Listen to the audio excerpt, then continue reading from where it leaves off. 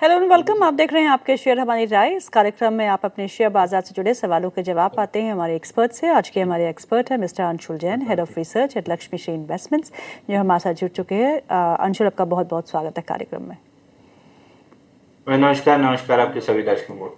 Please दर्शकों से हमारी गुजारिश है कि आपने जो जितने भी सवाल है आपके कमेंट सेक्शन में अपने पोस्ट करते रहिए, उसे हम इसी कार्यक्रम में लेने की पूरी कोशिश करेंगे। मार्केट्स पे एक नज़रिया डाल देते हैं। 26,000 को होल्ड कर रहा है निफ्टी, लेकिन 26,006 का लो बना है और 26,010 पे इस समय है, तो यानी कि डे लो पे बाजार है। और बैंक निफ्टी में करीबन 490 अंकों की गिरावट देखने को मिल रही है, डे लो पे बैंक निफ्टी। लेकिन आज जहाँ सबसे ज़्यादा पेन है वो है स्मॉल कैप और mid cap. Nifty small cap index जो है 2% नीचे कामकाज करते हुए, निफ्टी मिड कैप इंडेक्स में भी 1.5% की गिरावट देखने को मिल रही है।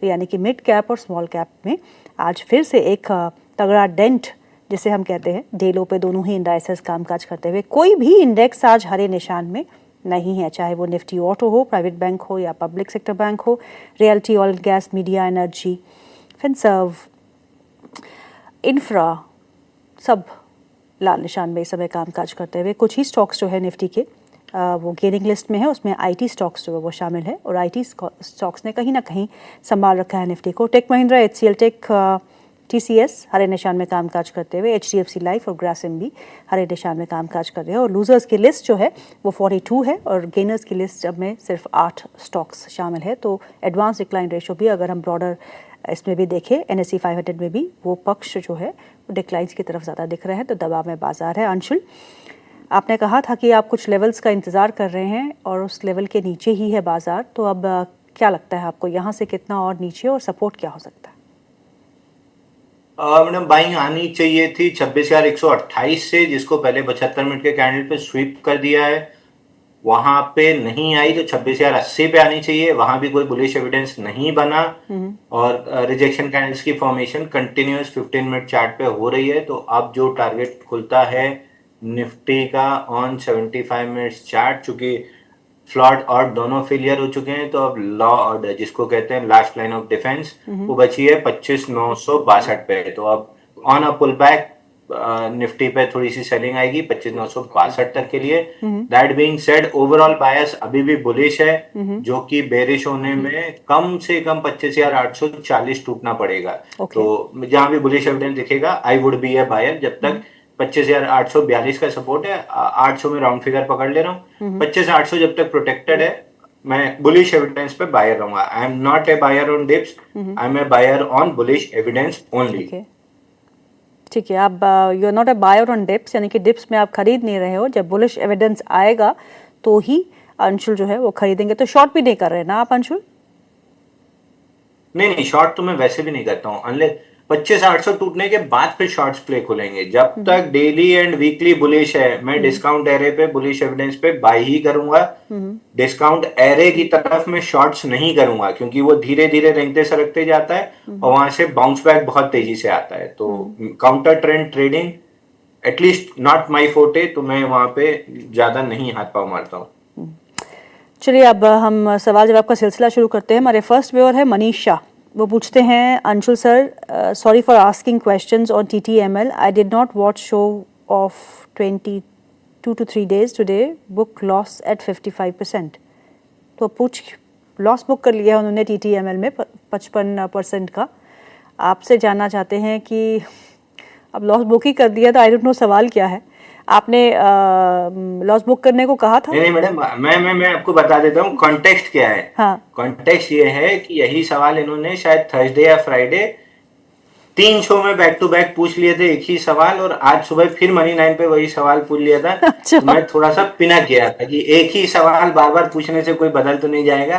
तो मैं थोड़ा सा क्लैरिफिकेशन दे रहा हूँ। मैं अगर पिनक जाता हूँ तो इसका मतलब ये नहीं कि मैं आपसे पिनक गया, मैं पिनक जाता हूँ कि आप लोग बेसिक कॉमन सेंस वाली चीजें नहीं सीख रहे हैं। मेरी इरिटेशन इस पे होती है कि मैं स्क्रीन शेयर कर रहा हूँ, मैं इतनी चीजें आपको पढ़ाने की कोशिश कर रहा हूँ, फिर भी आप लोग वही रिपीटेबल मिस्टेक कर रहे हैं।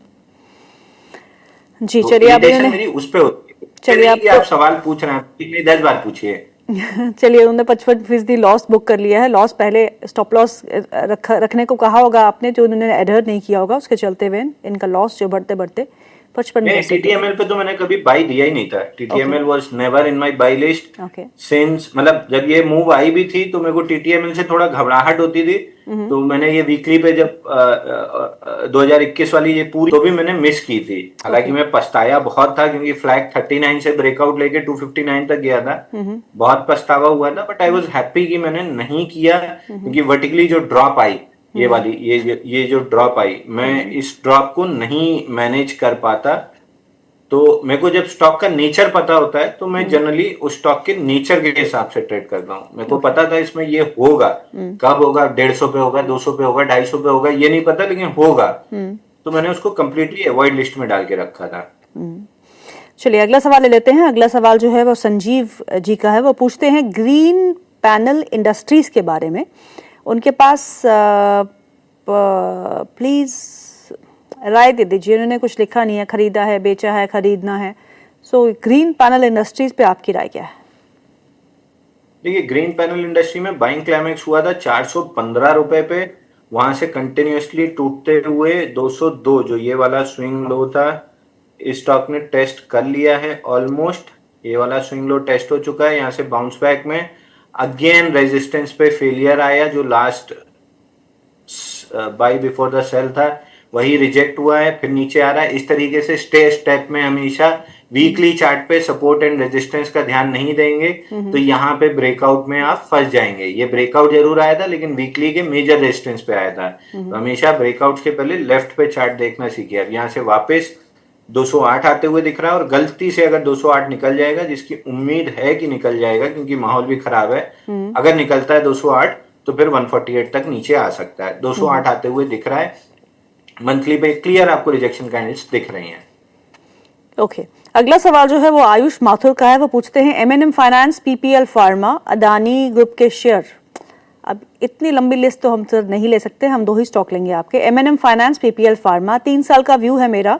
मैंने रेलवे स्टॉक्स में अपना लॉसेस बुक करके I want to recover my losses and please suggest me on these 2 stocks, M&M Finance and PPL Pharma. देखिए, Mahindra and Mahindra finance again हमेशा ब्रेकआउट के पास आके 30% हमेशा करेक्ट हुआ है। तो इस स्टॉक की कैरेक्टरिस्टिक क्या है कि ये 30% जनरली जब करेक्शन में आता है तो 30% करेक्ट होता है। अभी फिलहाल करेक्शन में आया है तो वीकली चार्ट पे क्लियर रिजेक्शन और फॉलो थ्रू सेलिंग है। 10 मूविंग एवरेज से दूर है। तो पहला टारगेट 10 मूविंग एवरेज 330, दूसरा टारगेट ब्रेकआउट पॉइंट 316, ये 2 बन सकते हैं। इसलिए मैंने बार बार आपसे कहा था कि अगर आपके पास लॉन्ग है तो आपका फाइनल ट्रेलिंग स्टॉप लॉस ये वाला स्विंग लो होगा 247 का, जो ट्रिगर हो चुका है। उसके बाद से ये एक शेकआउट कैंडल बनी है वीक लॉन्ग्स को एंटर कराने, और ये उसकी सेलिंग आ रही है। अगर लेना भी है, फॉलो थ्रू एक्शन अगर आना भी है, तो कम से कम 371 क्रॉस होना पड़ेगा, तब तेजी आएगी। नहीं तो ये आराम से अपना ब्रेकआउट रिटेस्ट करने 316 तक आ सकता है। ओके। पीपीएल फार्मा पे आ जाइए। सीडीएमओ कंपनीज का इस समय हाल बुरा है। पीपीएल फार्मा वीकली देख लीजिए। ये जो कैंडल थी ये पिंक वाली, इसी का हाई, यहाँ पे इसका हाई और इसका लो दोनों मार्क्ड है। 227 का हाई है और 181.60 का लो है। सेकेंड वीक ऑफ क्लोजिंग इसके नीचे है। अगर इसको समझना है तो आपको देखना होगा टाइटन यहाँ पे 3 हफ्ते 4 हफ्ते, 1 2 3 4 5 6 7 हफ्ते इसने अपने सपोर्ट जोन के पास झुलाया। उसके बाद जब कंफर्म हुआ कि वीक लॉन्ग से एलिमिनेट हुए हैं और तेजी आई तो ऑल टाइम हाई आ गया। तो जिसके पास पीपीएल फार्मा में पेशेंस नहीं है, इमीडिएट एग्जिट कर लीजिए। जिसके पास पेशेंस है, 4 से 5 हफ्ते यहाँ पे फेलियर कंफर्म होने में कम से कम लगेगा। उसके बाद ये अपना रेंज का हाई पकड़ेगा 227 238 और फिर ऑल टाइम हाई। तो अगर आपके पास समय नहीं है 3 साल का तो ये स्टॉक आपकी पोर्टफोलियो में कतई नहीं होना चाहिए। नहीं तो इनके पास समय है, 3 साल का ही व्यू मांग रहे थे आपसे, तो ये निवेशित रह सकते हैं। तब फिर इसको तकिए के नीचे दबा के सो जाइए। रोज रोज देखेंगे तो फ्रस्ट्रेशन में किसी दिन बेच देंगे। चलिए अगला सवाल जो है वो है जोमैटो पे, इटर्नल पे। उनका बाय प्राइस है 232 का।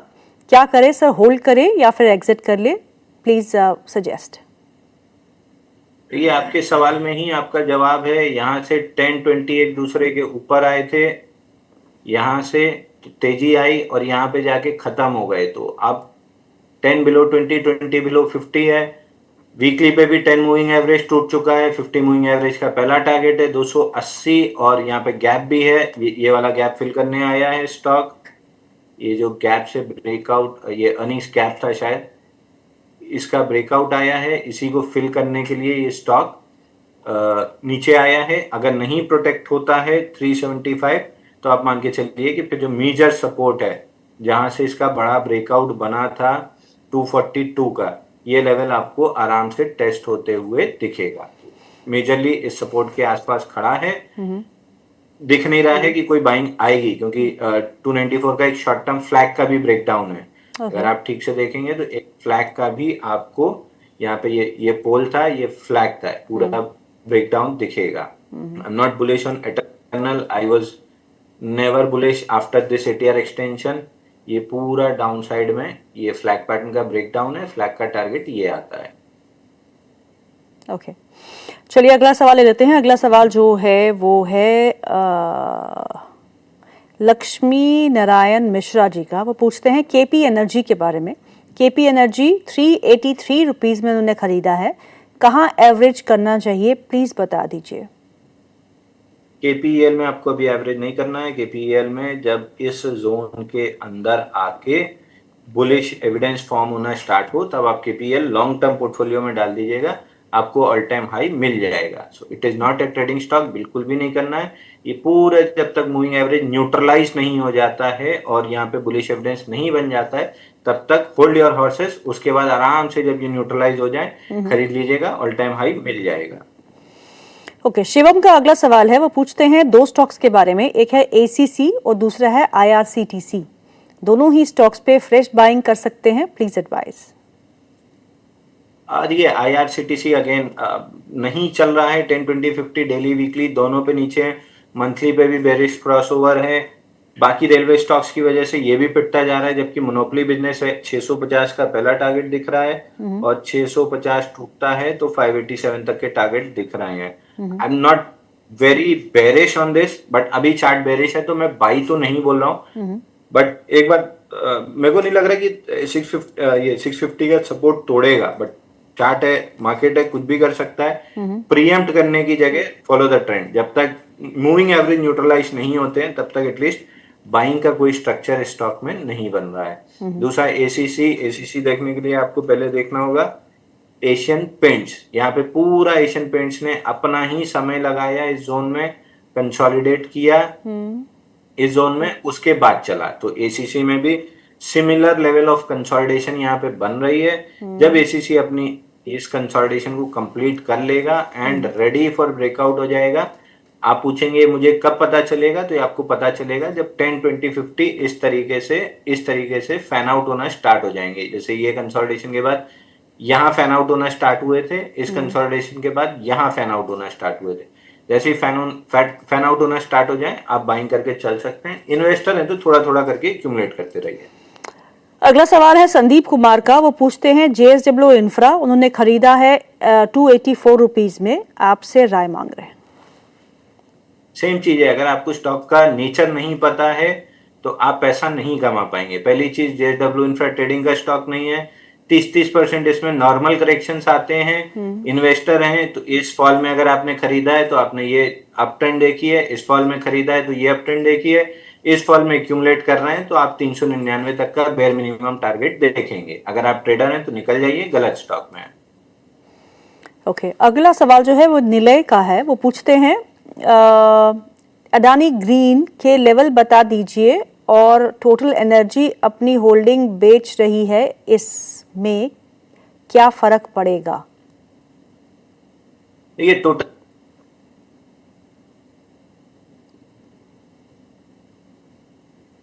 अर्जुन आप हमारे साथ हैं। 1080 का कॉल बिका हुआ है, 80 के कॉल्स बिके हुए हैं। मैं रोज ट्रेड करता हूं तो मैं आपको buy sell stop loss target नहीं दूंगा। 1000 का मेजर सपोर्ट है, अगर निकलता है तो गैप फिल करने के लिए 911 887 आ सकता है। ये पूरी बाइंग ऑन डिप्स का मौका है। अगर आप इन्वेस्टर हैं, लेके कवर्ड कॉल राइटिंग अगर कर सकते हैं, उसको स्ट्रेटेजिकली मैनेज कर सकते हैं जैसे मैं करता हूं, तो बिल्कुल यहाँ पे इस जोन में आपको बाइंग करके चलना चाहिए। मैं बाई की कोई सलाह आपको नहीं दे रहा हूं। ओके, अगला सवाल जो है वो है विजय जी का। वो पूछते हैं एथर एनर्जी के बारे में। एथर एनर्जी उनके पास 676 की खरीद है, उन्हें क्या करना चाहिए वो आपसे पूछ रहे हैं। देखिए एथर एनर्जी में अगेन ये पूरी बड़ी रैली के बाद से कंसोलिडेशन मोड में है और वीकली चार्ट पे ये कंसोलिडेशन दिख रहा है। तो जब तक वीकली पे क्लियर कट ब्रेकआउट नहीं आता है 720 ऑड लेवल्स का, तब तक आपको अवॉइड करना है। 720 के ऊपर अगर निकलता है तो फिर बाइंग कर सकते हैं। ब्रॉडली ये सेल ऑफ लास्ट कैंडल है, इसका हाई निकले 724.70, बिल्कुल बाइंग करके चल सकते हैं। बट अभी जब तक नहीं निकल रहा है अवॉइड की लिस्ट में डालिए। ओके, अगला सवाल जो है वो है विकास जी का। वो पूछते हैं अंशु